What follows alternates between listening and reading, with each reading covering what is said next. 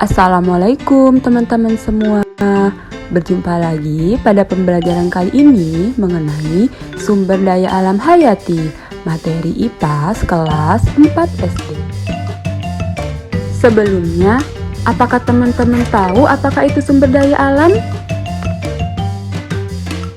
Sumber daya alam yang sering disingkat SDA atau disebut juga sebagai kekayaan alam merupakan segala sesuatu yang berasal dari alam. SDA digunakan manusia untuk memenuhi kebutuhan hidup sehari-hari dan untuk kesejahteraan. Berdasarkan jenisnya, sumber daya alam terbagi menjadi dua, yaitu sumber daya alam hayati yang sering disebut biotik dan sumber daya alam non-hayati. Nah, pada kesempatan kali ini kita akan membahas mengenai sumber daya alam hayati.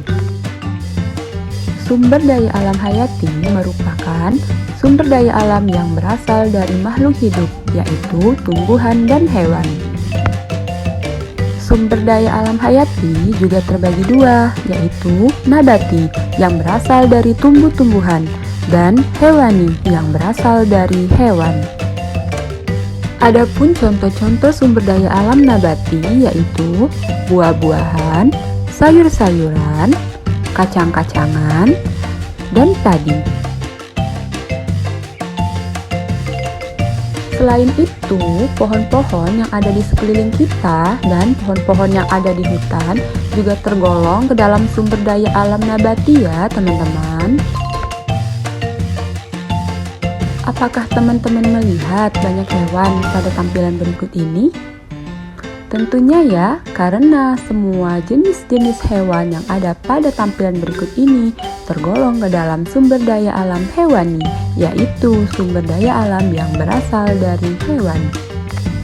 Ada ayam, kambing, sapi, kelinci, kumbang, kupu-kupu, rusa, dan masih banyak jenis hewan lainnya yang tergolong ke dalam sumber daya alam hewani.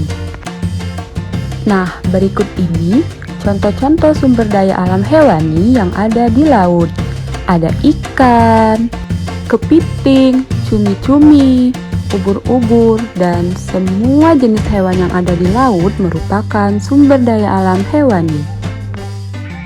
Nah, bagaimana teman-teman semua? Apakah sudah paham mengenai sumber daya alam hayati?